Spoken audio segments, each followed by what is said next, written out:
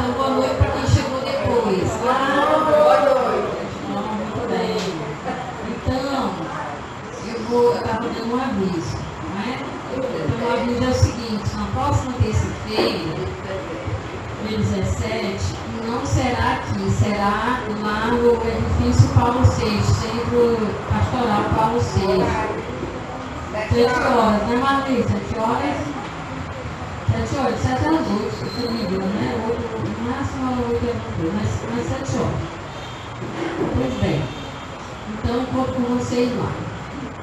Vai ser bom. É sobre a questão litúrgica, sempre é muito bom. Né? A outra coisa é que hoje a nossa aula vai terminar um pouquinho mais cedo. Vai terminar mais cedo. Porque eu tenho que arrumar minha mala, que amanhã de manhã eu vou sair desse dia. Eu não tive tempo, não sei nem comentar as classes que eu vou. E aí, essa era a coisa. Bom, é isso. Nós temos esses dois. Vai lembrando, não, depois eu vejo. Já está preparado, na outra do todo dia 17, não é 2 horas e meia.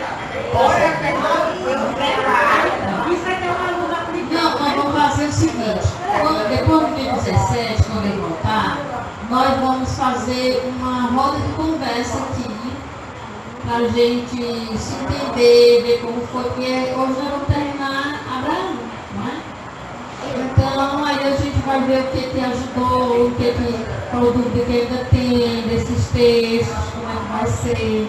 Já vamos marcar a nossa última aula do semestre, né? Vamos ver qual é o dia, que eu vou fazer retiro, depois eu vou assessorar no retiro, então, né? Aí, mas a gente volta em agosto, tá? Aí a gente vai ter outro módulo, a gente vai ver como é que vai ser, né? Como é que a gente vai fazer. Vocês vão ficar mais participativos, porque agora já cresceram, já vocês agora já vão, né, produzir um pouquinho mais. Bom, então hoje nós vamos explicar o capítulo 22, então os visitantes sejam bem-vindos, né? Então, temos visitas, comportem-se crianças que nós temos visitas. Então, vamos lá. A mamãe e o papai, né? Delas ali. Como é seu nome? Senhora? Darcy. O senhor é? Muito bem, sejam bem-vindos.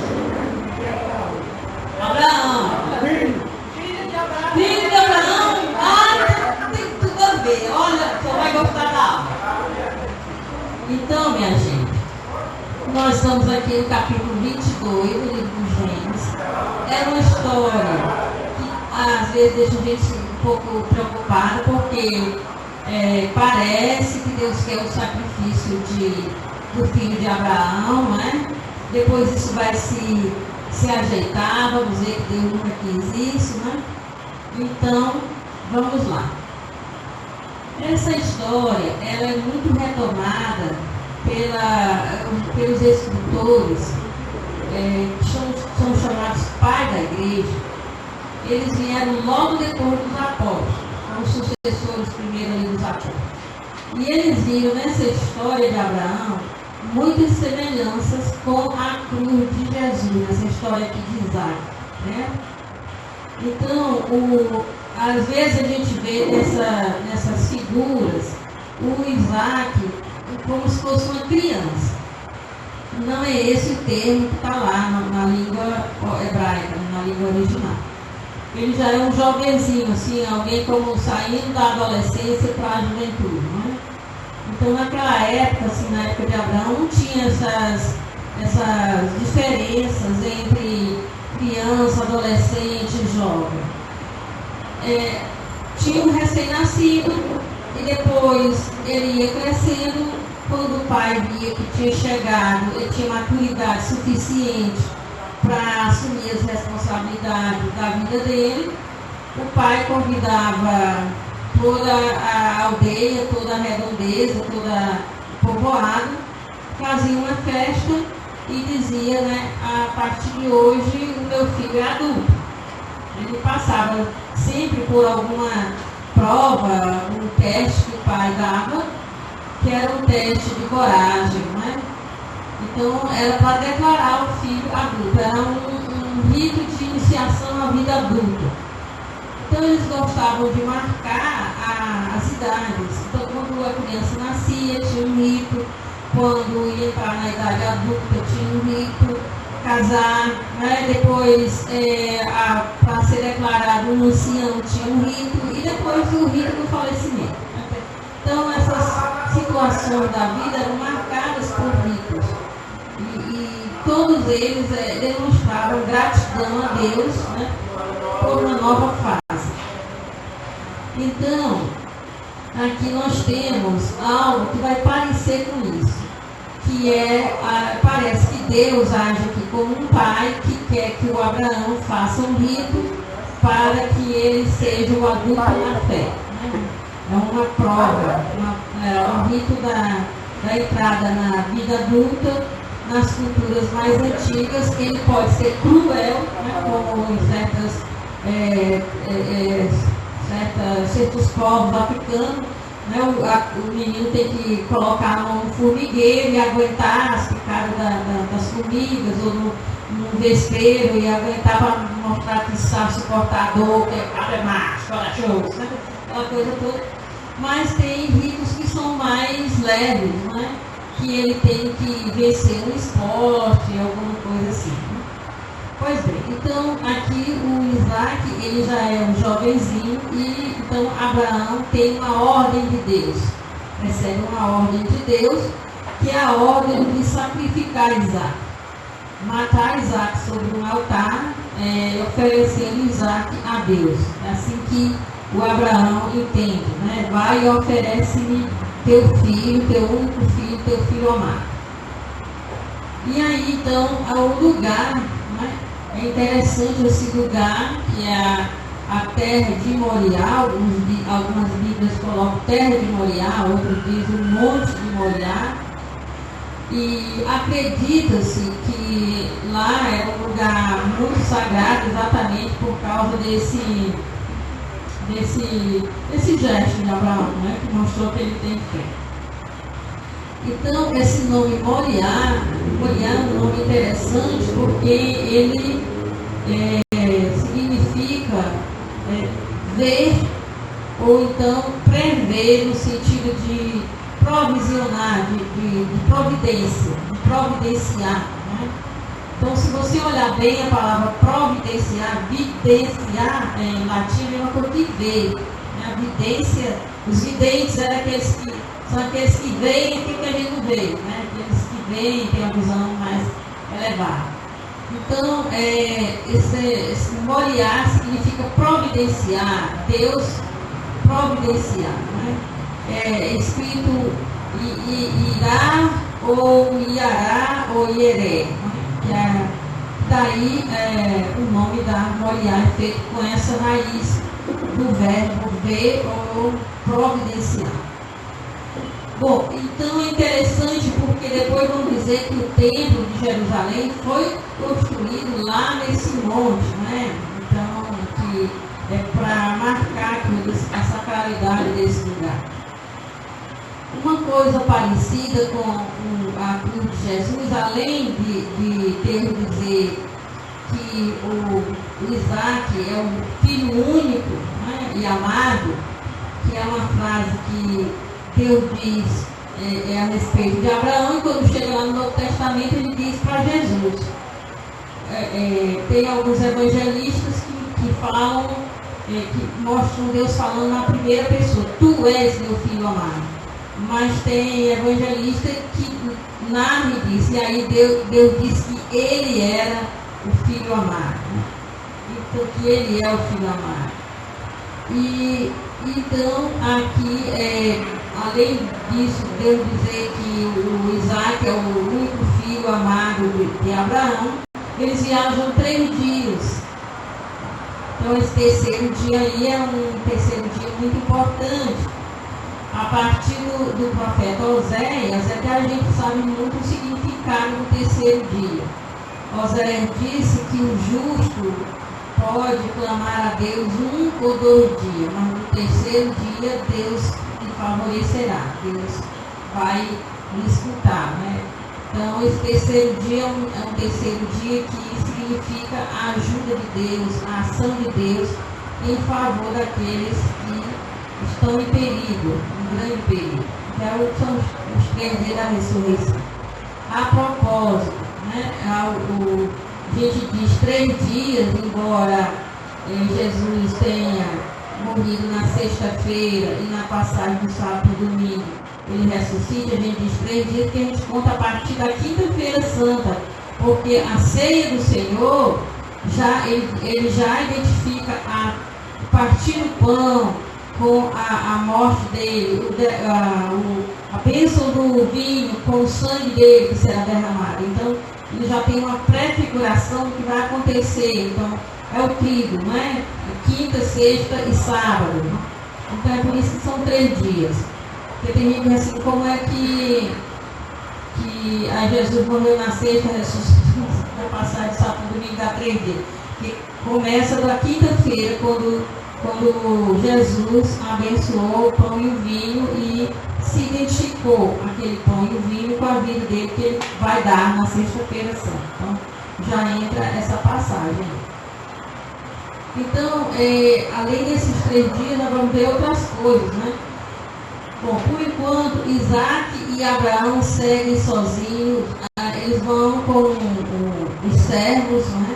E quando, antes de subir o monte Moriá, o Abraão deixa os servos lá.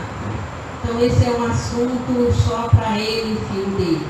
É um segredo de Abraão, ninguém sabe, não é, daquilo que Deus pediu a Abraão.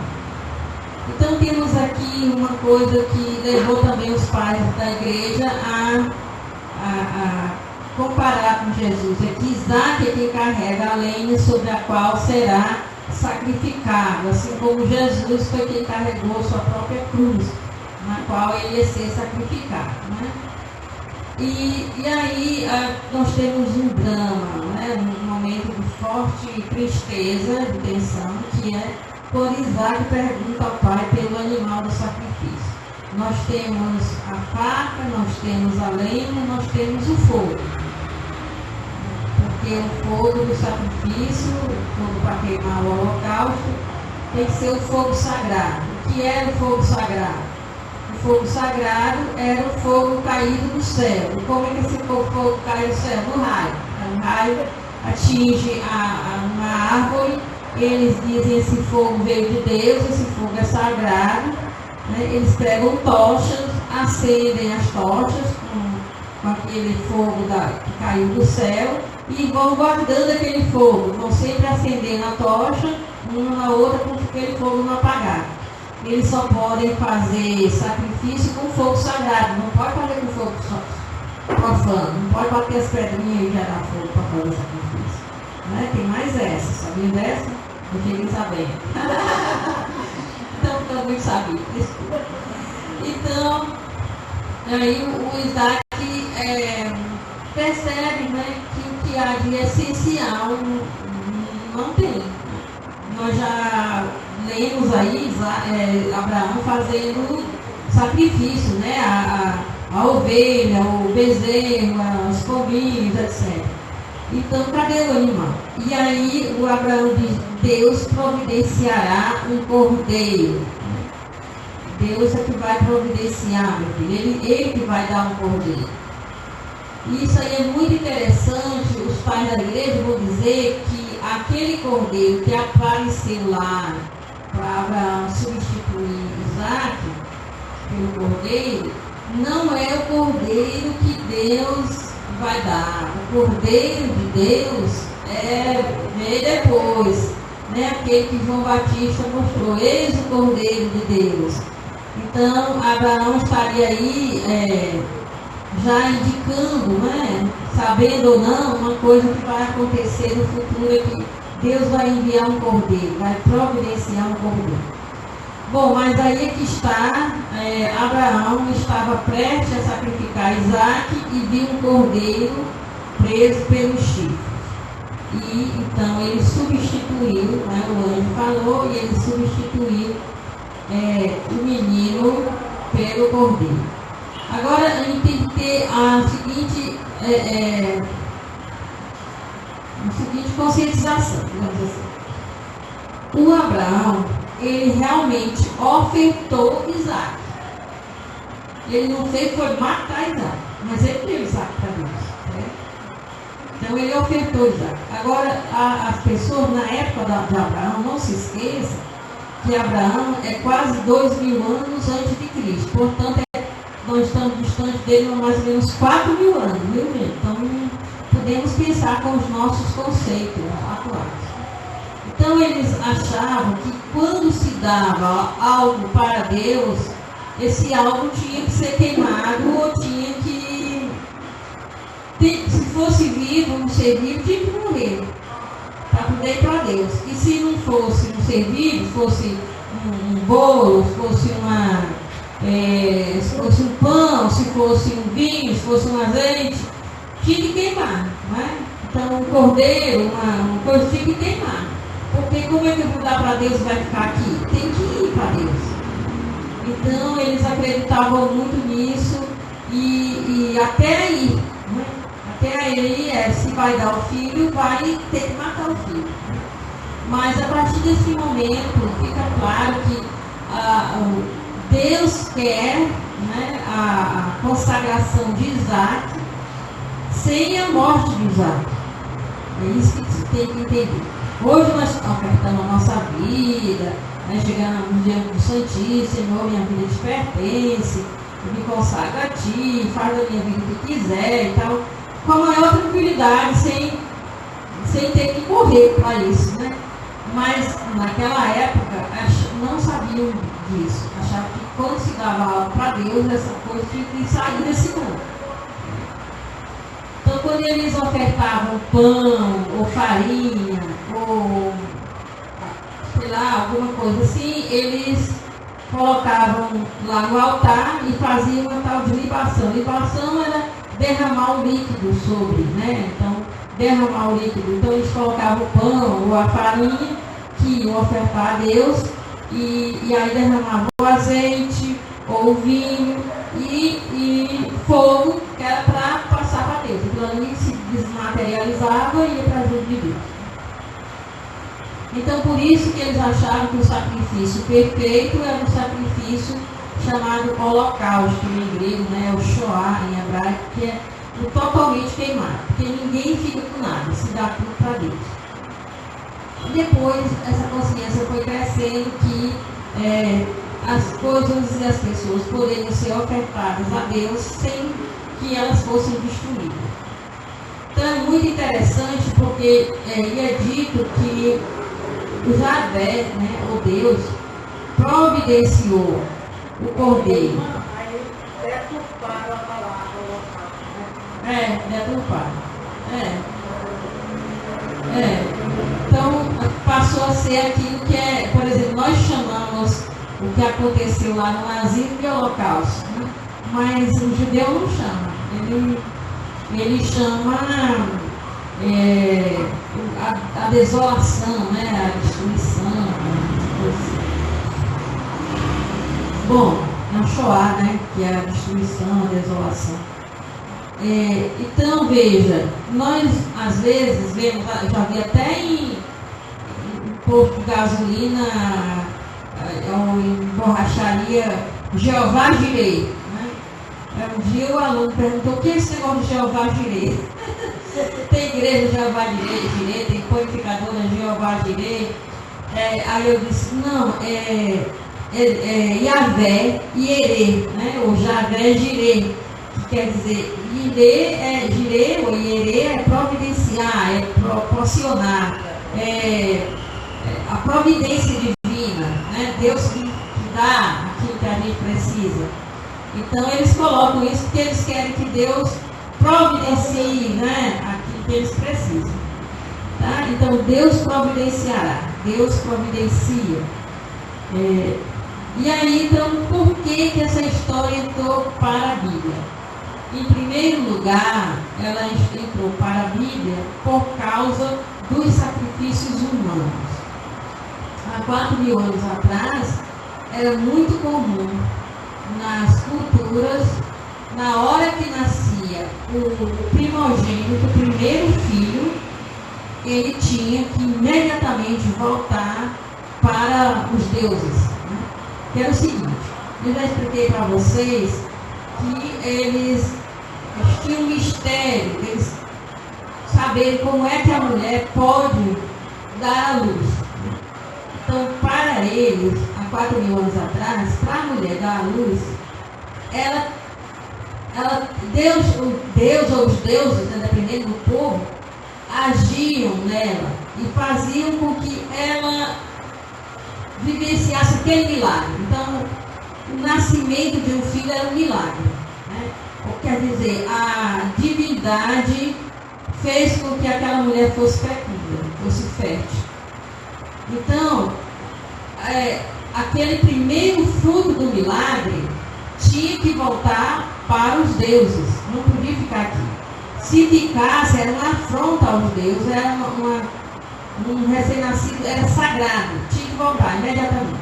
Então ele era sacrificado e, ao ser sacrificado, todos os demais poderiam ser, todos os demais filhos poderiam ficar com a família, mas aquele primeiro não. Aquele primeiro não. Todos os primeiros filhos eram mortos. Teve fizeram uma achada arqueológica de um templo de Baal, que era o principal deus cananeu, que era aquela região que depois se tornou Israel. Lá no templo de Baal tinha umas jarras. E dentro das jarras, o que tinha? Esqueletinhos de recém-nascido. Então bastava nascer e já sacrificar, que era para não se apegar, para não. O primeiro não era da família. O primeiro era dos deuses e tinha que voltar. Ora, Abraão pode ter entendido isso, né?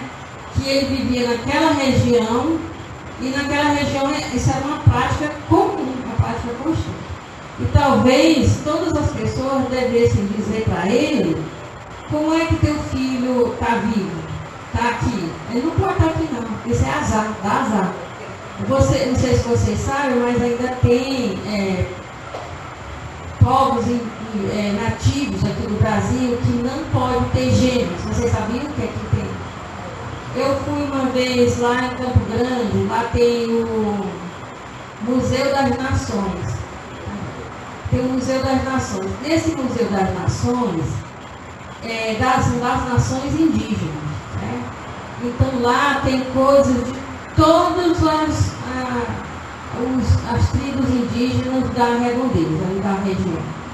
E cada tribo foi lá fazer uma dança, uma cantoria e um ritual, um rito, né, para poder deixar suas coisas lá, porque tem coisas que eram para eles sagradas. Então eles tiveram que sacralizar o museu para poder deixar as coisas lá. E aí eu fui lá para dar umas palestras, mas também não estava fazendo estudo. Então eu tinha pedido antes para conversar com a antropóloga. Porque eu disse para ela que tinha notado algumas coisas em comum com as antigas tribos de Israel, com as antigas povos que habitavam Canaã. E eu queria conversar com ela, né, e me explicar umas coisas. E da mesma forma foi quando eu cheguei lá em Manaus, né, que também eu fui para o museu, a antropóloga lá conversou bastante comigo e a gente trocou muitas ideias, foi muito bom. Então, tem ainda hoje povos que não podem ter gêmeos. Se nascer gêmeos, não tem que ir. Gêmeos idênticos não pode, porque eles dizem que cada um de nós tem um anjo que é a nossa cara. Cada um de nós tem um protetor. Eu chamo de anjo para ficar mais na nossa linguagem. Cada um de nós tem um protetor que é a nossa cara, que é como se fosse nossa alma gêmea. Quando nasce um gêmeo idêntico, um menino ou meninas, né, eles dizem, veio com um protetor. O protetor não está aqui. Então isso vai dar tudo errado e vai trazer o azar para a nossa trilha. Elimina. Ainda hoje, né? 2022, ainda hoje. Ela tinha pedido a palavra.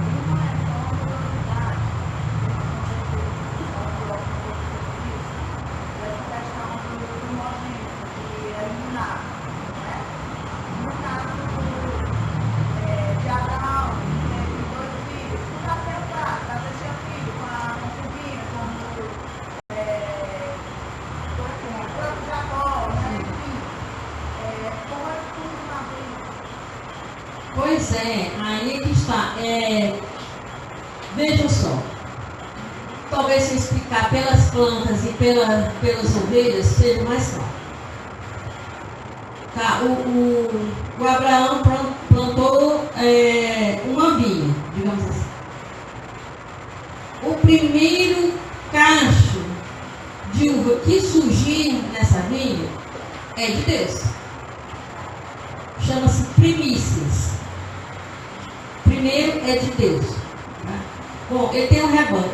O primeiro filho de determinada ovelha é de Deus. Mas o resto todo, até quando a ovelha puder ter filhotes, é de Abraão. Mas daquela ali, ao que abre o útero, é chamado de matrix. Ele é que abre o útero. Então tem até algumas Bíblias que trazem assim, o primogênito de todos os animais e dos homens, todo aquele que abre o útero me pertence. É de Deus. Agora, qual é a prática que surge a partir daí? A partir daí, a prática é a seguinte: todos os primogênitos são de Deus, mas nem todos os primogênitos são sacrificados. Eles podem ser substituídos. Então, o primogênito do ser humano é de Deus, mas ele não é morto. Ele vai pertencer a Deus, mas quem vai morrer é o cordeiro, ou as pombinhas, ou seja lá o animal que foi escolhido para substituir, certo? O primeiro do jumento é de Deus, mas não é o jumento que vai ser sacrificado. No caso, é em relação àquela que trouxe e deu a luz, porque o problema é esse, né? O problema é que tem que respeitar a divindade que fez o milagre para ela ter o filho ou o filhote, né? Certo? Então é isso que está em jogo. Não é a questão do homem, que primogênito de Abraão, né? Não. Aquela mulher, ela teve o filho, tem que ser de Deus. E o pai é que pega e cuida disso, porque a mãe não vai cuidar, né? Certo? Ismael que era o primogênito de Abraão. Agora, no Islã, no Alcorão, essa história aqui é contada dizendo que quem foi dado porque eles são descendentes de Ismael. Ele disse que quem foi dado para Deus foi Ismael, que era o primogênito, não foi Isaac. Ele diz, está escrito mas ele diz a mesma coisa, que não morreu, que Deus disse que não era para matar, que era para substituir pelo irmão. Então veja como eles encontram soluções práticas. Eles precisam muito de certos do jumento, por exemplo, eles precisam, animal de carne. Então ele não pode ser sacrificado, porque ele é o meio de transporte, o meio de levar qualquer carga, qualquer coisa, é um animal assim. Então ele não é sacrificado. Não é, ele é inadequado para o sacrifício. Então ele é substituído por uma ovelha, um cordeiro, ou algum animal próprio para isso, certo? Então tem animais que não são colocados sobre o altar, embora eles tenham primeiro, eles têm, né, a obrigação de. Então veja, naquela época.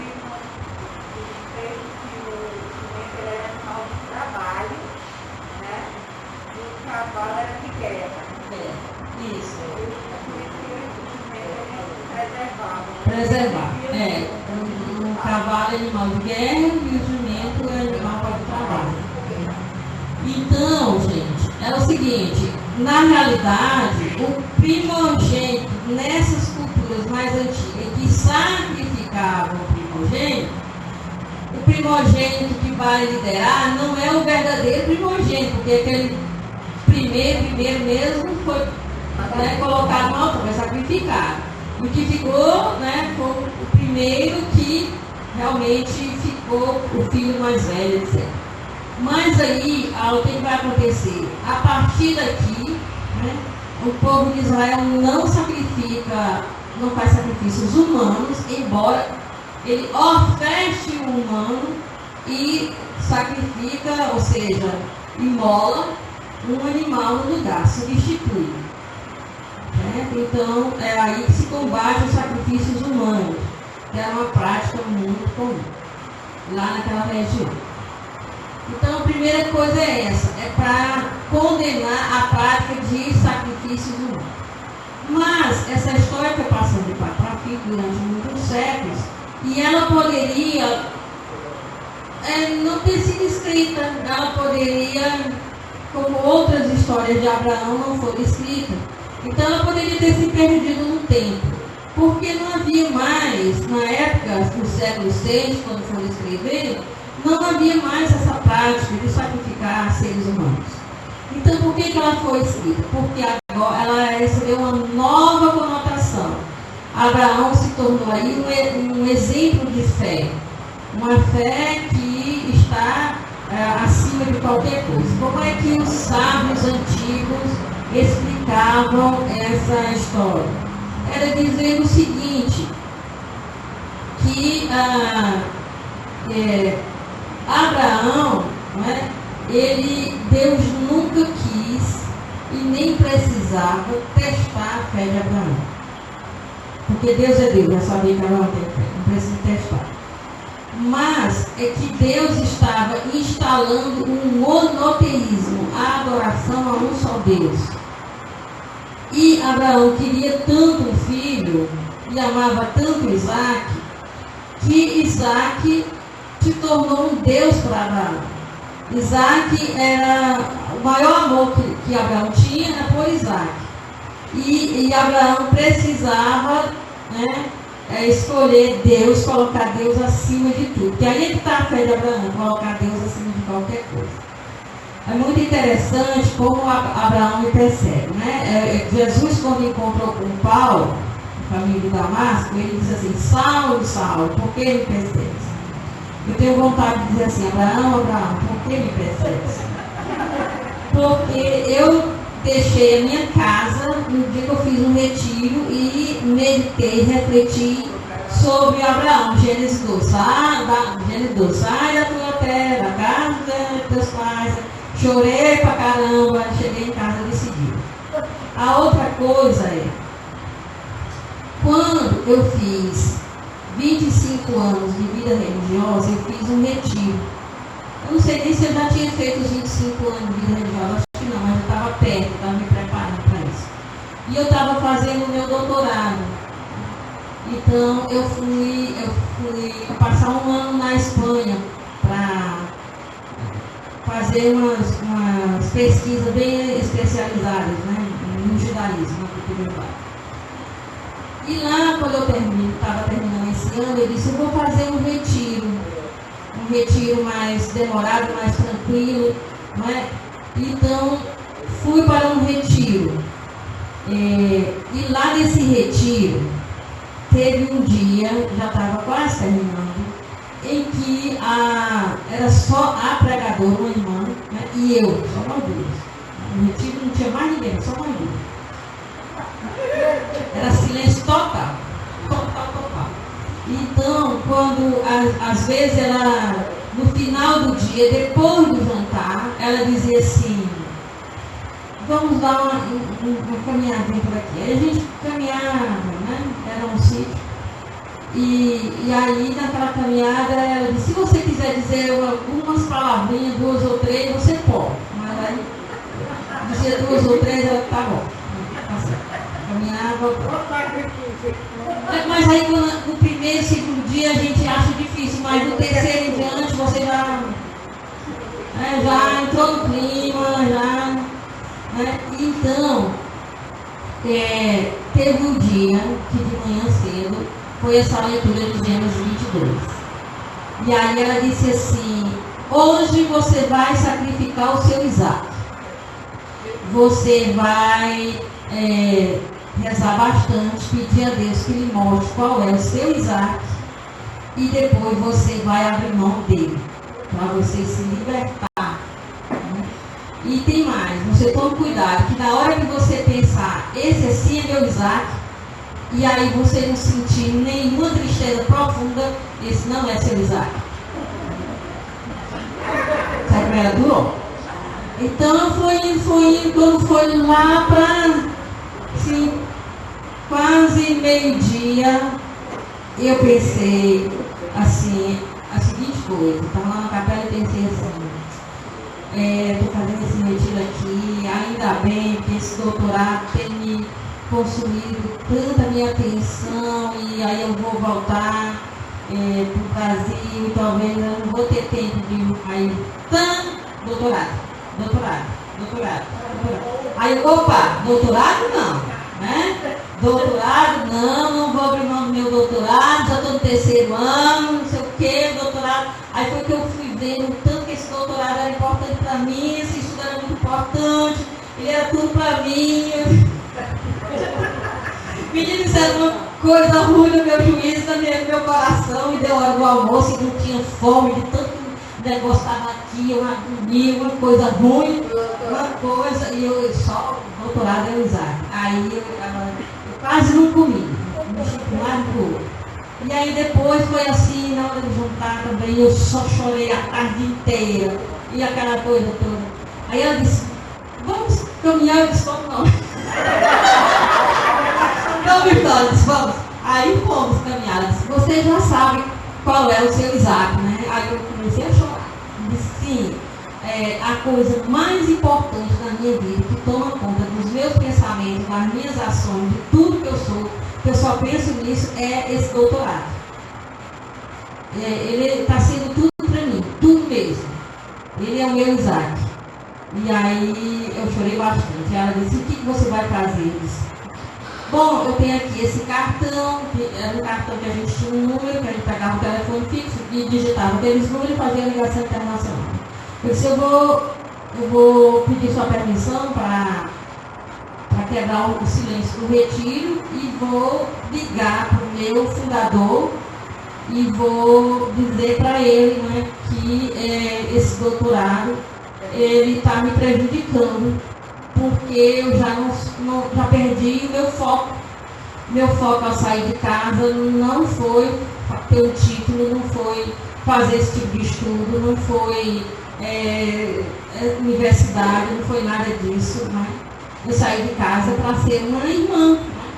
E então isso está feio demais na minha vida. Então, e ela deixou. Né?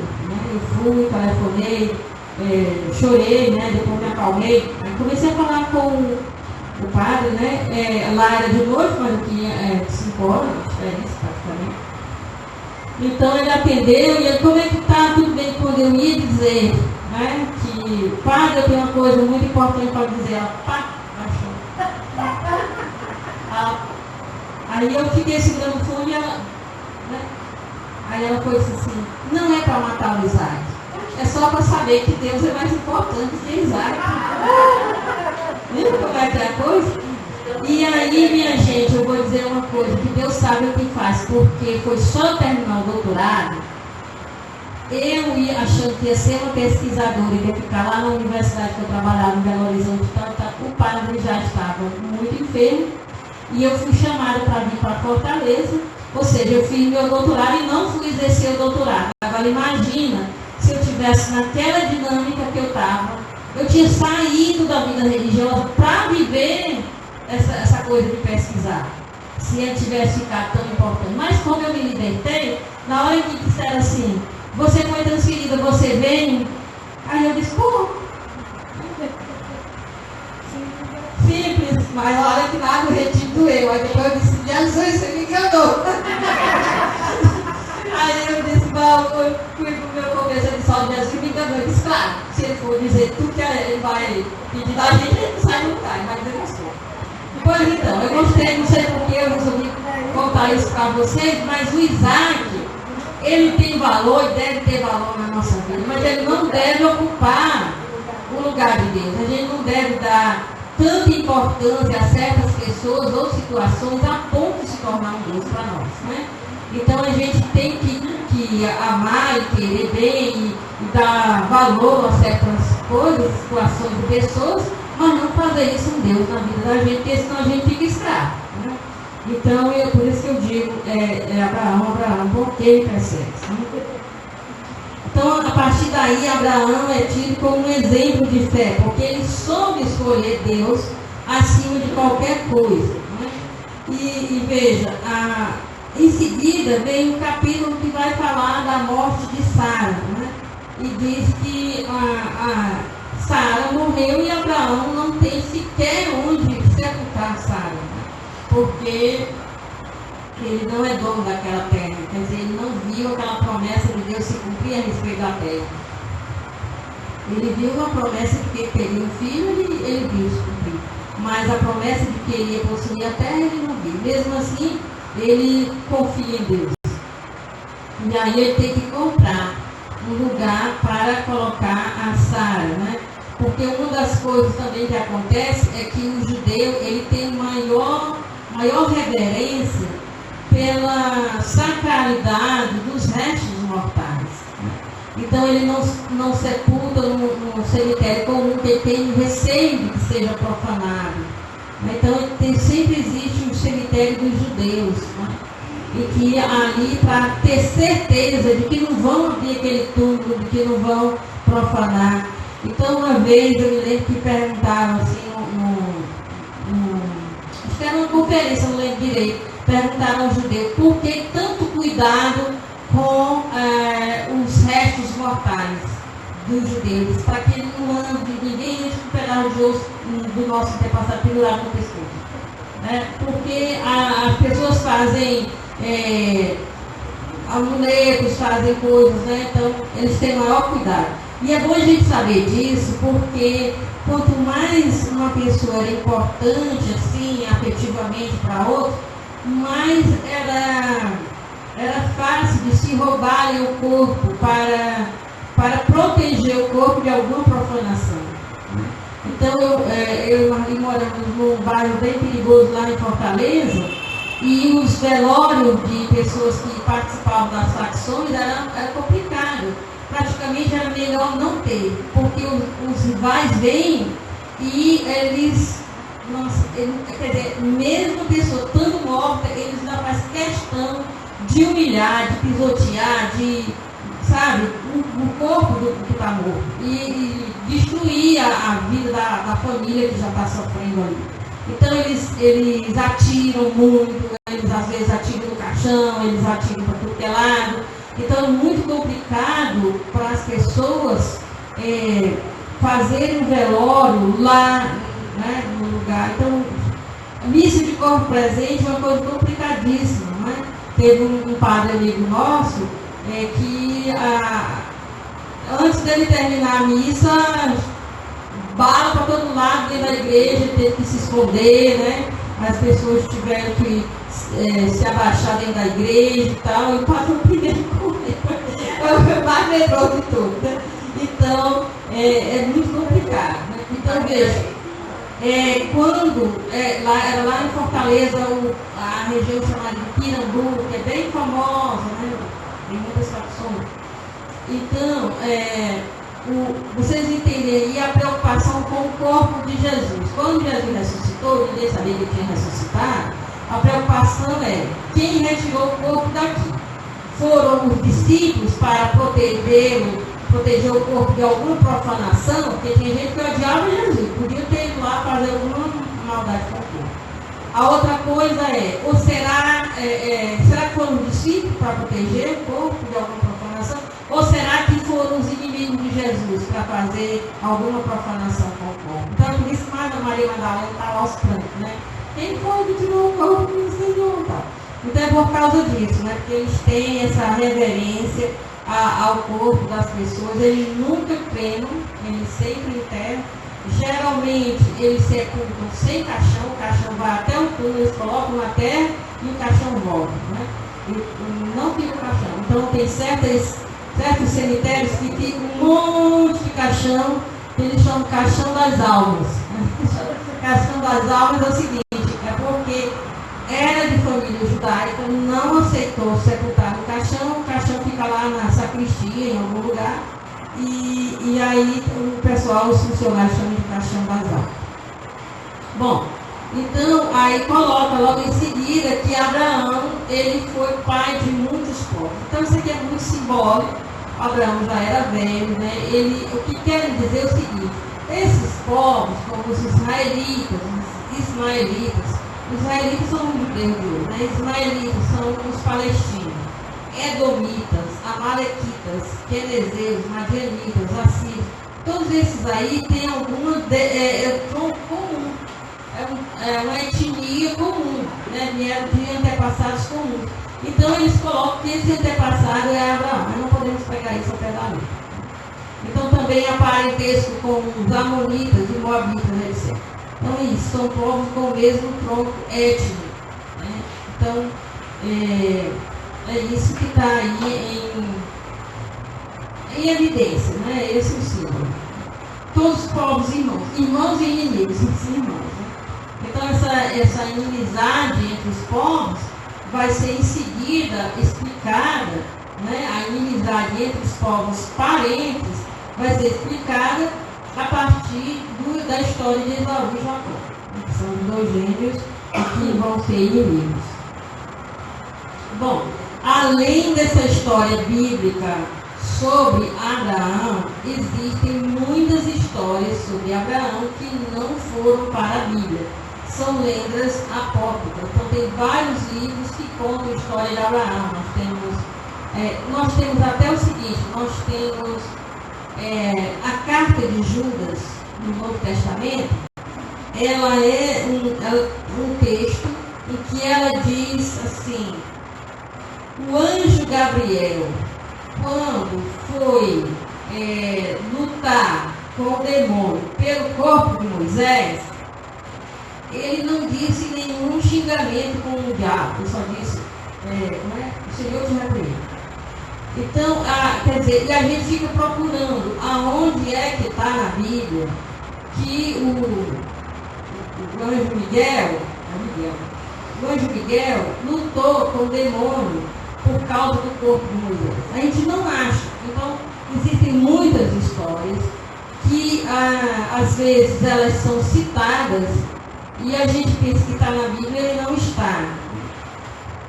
Então nós temos uma história sobre Abraão que é muito interessante, que diz que Abraão, o pai de Abraão, vendia ídolos, vendia várias estatuetazinhas dos deuses. Ele tinha uma loja de vender ídolos. E ali a pessoa chegava para comprar uma imagem e ele dizia: olha, você tem que comprar essa aqui.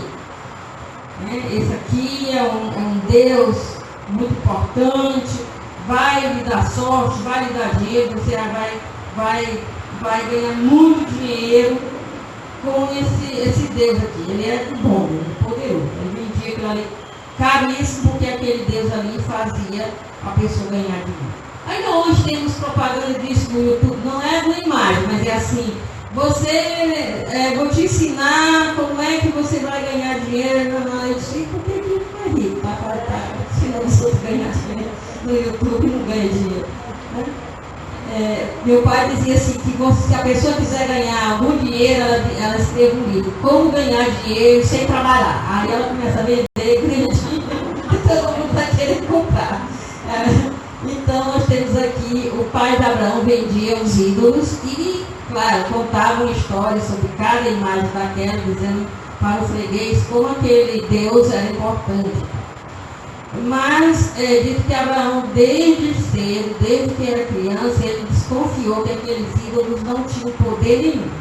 E já, quando ele era jovem, ele já sabia que adorar ídolos era tolice. Eles pediam lá a história.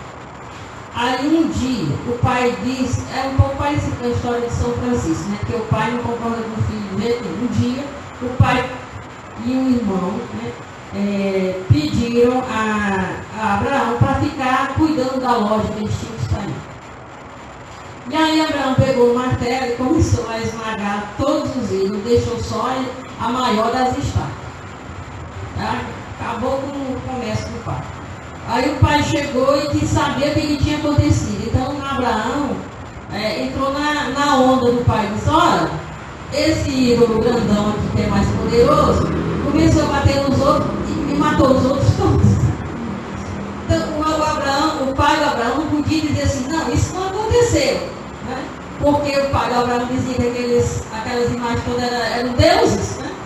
Então aí o pai ficou indignado, né? Não se convenceu, ficou indignado, ficou muito zangado, mas entendeu que Abraão já havia descoberto a verdade, né? E que aquelas imagens não eram deuses, ele devia ter descoberto o monoteísmo, né? O único Deus. Então, esse aí foi um momento difícil, porque Abraão teve esse desacordo com o próprio pai, que naquela época era um absurdo, né? A respeito dessa cultura, né? O pai terá, a respeito da cultura idólatra. Então, havia um chefe lá da Caldeia, muito importante, chamado Nimrod, e ele se tornou um poderoso caçador. E aí ele convenceu os seus contemporâneos de que ele era um deus. E então todos tinham que se ajoelhar diante de Nimrod. Mas aí Abraão não se ajoelhou, né? E se recusou a adorar. Então é dito que Nimrod o colocou numa fornalha ardente por 3 dias. É a história que depois vai aparecer com Daniel, né? Olha só. Isso aqui é dito com Abraão, uma lenda antiga, e depois vai dizer que Daniel vivenciou essa história. E Abraão sobreviveu a isso. Então, às vezes, por que eu estou contando essa lenda aqui que não está na Bíblia?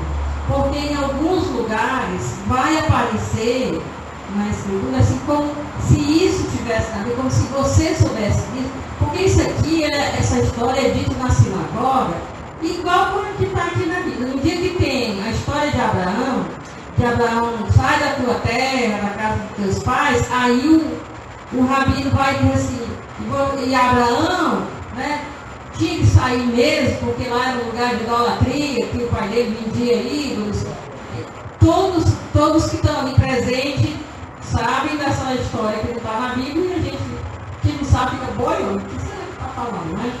Mas é isso, e às vezes vai aparecer aí a fé de Abraão em relação a esses ídolos. Né?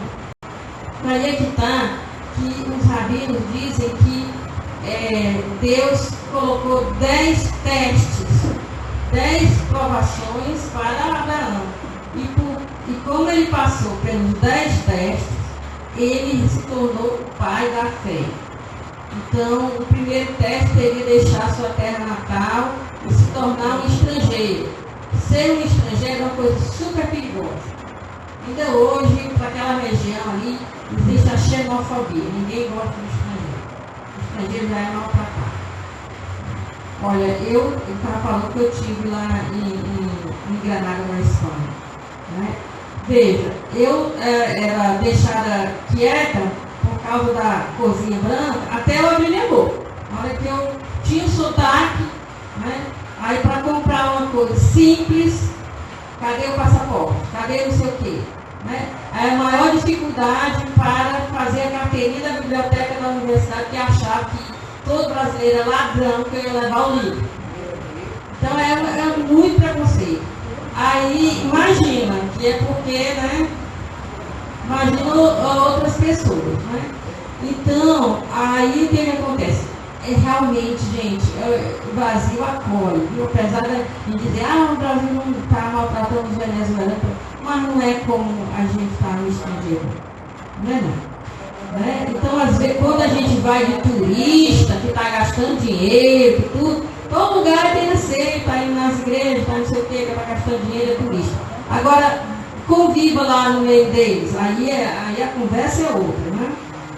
Então isso aí, naquele tempo de Abraão era pior ainda, porque as pessoas pegavam o estrangeiro para matar. Vocês viram aí a história de Ló e a Sodoma e Gomorra. Então, após a chegada na terra prometida, o que acontece? Ele, em vez de uma terra boa, o que ele encontra? Fome, né? Aí tem que ir para o Egito. Aí a aprovação, fome. Segunda terra. Terceiro, os egípcios pegaram a esposa, Sara, e levaram para o faraó. Já outro teste, outra aprovação. Depois, Abraão teve que enfrentar 4 reis numa batalha, de aquela história do Melquisedeque. E para poder libertar o sobrinho dele.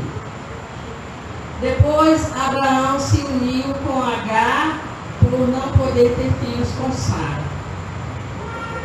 Aí depois teve Abraão, Deus disse para Abraão que tem que se circuncidar, que ele tem que se circuncidar em idade avançada. Não é a mesma coisa que ao 8º dia. Né? Depois, Abimeleque captura Sara com a intenção de tomá-la para si. Aí já é outra vez que é Sara. Deus diz a ele, Deus diz a Abraão para mandar Agar embora depois de ter um filho com ela. É difícil para ele. Aí depois, o Ismael tem que ser afastado de Abraão, tem que ser levado para a mão. E Deus lhe diz para sacrificar seu querido filho Isaac sobre o altar. Então dá 10 testes, né? Que vão ser o oposto das 10 pragas que a gente vai ver depois, né, no Egito. Então são 10 situações difíceis em que Abraão, dentro do não faz bagunça. 10 situações difíceis em que Abraão passa por dificuldade. E por causa de ter passado por todas esses perrengues, essas dificuldades, Abraão se torna um pai da fé, um exemplo. Então, o judaísmo é uma religião que é contra a conversão. Ele não gosta de conversão para o judaísmo. Eles não fazem propaganda do judaísmo. Se alguém gosta do judaísmo e quer passar para ser judeu, ele diz, não, fique na sua, não venha para a nossa religião. Então, eles gostam de que o judeu, que o judaísmo quer dizer 2 coisas. Primeiro, é um povo judeu. Segundo, é uma religião. Quando você diz judaísmo, é a religião e é também o povo. Judeu é uma pessoa que tem uma religião judaica e é membro do povo judeu. Então, isso aí é a grande diferença. Eu sou cristã, mas eu não tenho um povo chamado, né, assim, eu sou brasileira. Então, meu povo é o povo brasileiro e minha religião é cristã católica. É diferente. Eles não. Então, quem que eles querem que seja da religião judaica? O judeu étnico, aquele que é de família de descendência judaica. É isso que ele quer. E outro de fora, ele não fica na sua mesa aqui é para só para nós. Então é difícil aceitar uma conversão para o judaísmo, uma pessoa que venha, que não seja, né, de uma família judaica. Então é muito difícil. Mas, quando isso acontecia, então eles mudavam o nome da pessoa. Então, digamos assim, digamos que eu me chamasse Raimundinho, aí eu me tornei judia e eu sei Sara.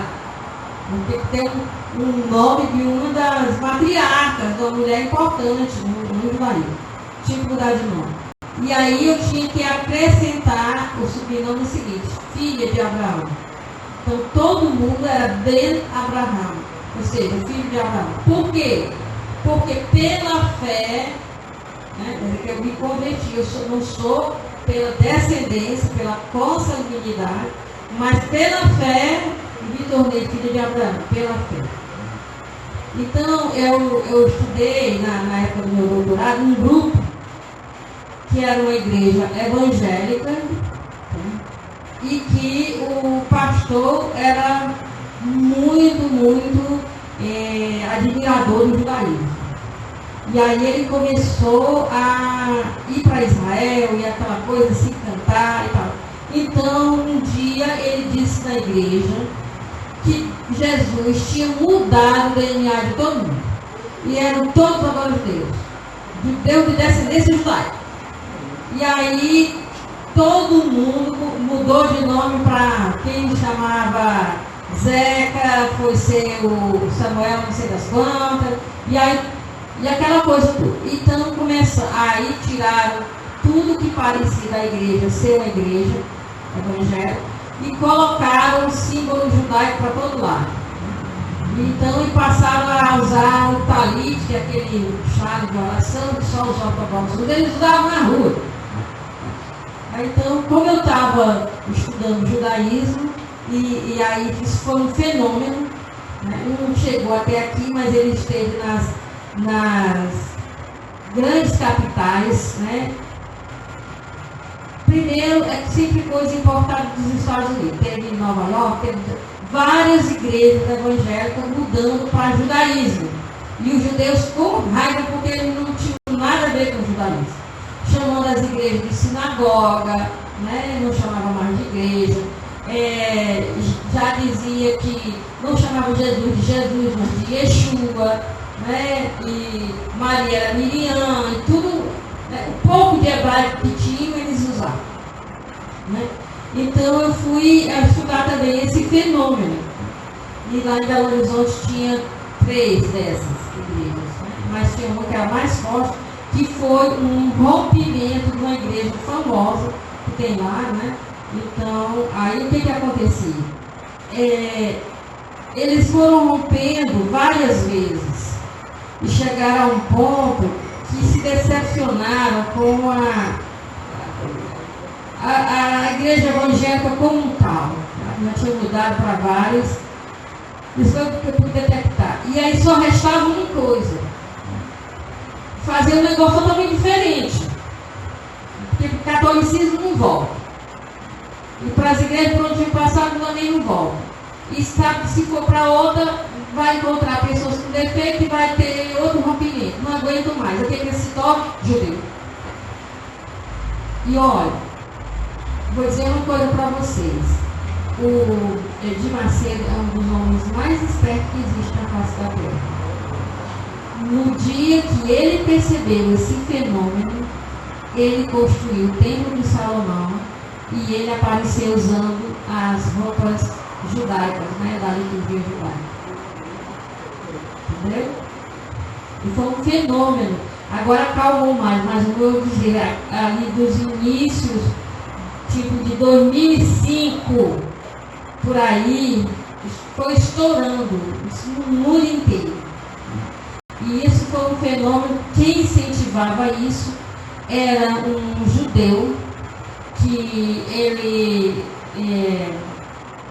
era americano, judeu americano, que foi estudar lá em Israel, estudou, mas ele era muito esperto, ele gostava muito de dinheiro. Então ele que incutia isso, e ele era chamado em todo lugar, e ele tinha uma facilidade para aprender idiomas. Então ele chegava, eu mesmo fui para algumas palestras dele. Era palestra que tinha que pagar muito caro. Eu nunca tive dinheiro, alguém arranjava um ingresso para mim. E aí, então, eles diziam logo, aquela ali é uma católica que está estudando coisa, o cara com a lábia. E aí ele incentivava isso, né? De que nós somos judeus, né? Esse cristianismo aí deturpou a mensagem de Yeshua. Quando eu fui puxar algumas coisas da cultura judaica dele, ele se escapuliu. Então, foi um coro, né? Eu acho que os judeus entraram muito em processar. Porque o que faz uma coisa parar quando dói no bolso. Aí os judeus começaram a processar. A sinagoga processava esse pessoal. Teve um que foi numa igreja, num programa de TV, e eles se vestiam tudo de judeu, que era mais fácil pensar que eles eram judeus do que um judeu de verdade. Porque o judeu de verdade tem a roupa comum, tem uma vida comum, que é assim. Então, um deles foi num programa de TV lá da Rede Minas, de televisão, e falou como se identificando como judeu pertencente à sinagoga, né? E fez a comparação entre a Páscoa judaica e a Páscoa cristã. Não falou muita coisa errada não, mas se identificou como judeu.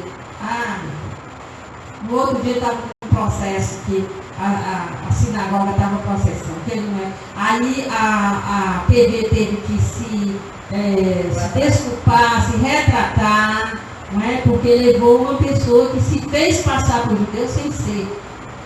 E foi assim, na base do processo, que a coisa foi diminuindo. Mas era um negócio que dava dinheiro. Era assim, sinagoga tal. Aí o pessoal vinha e aí pagava e tudo. Pois bem.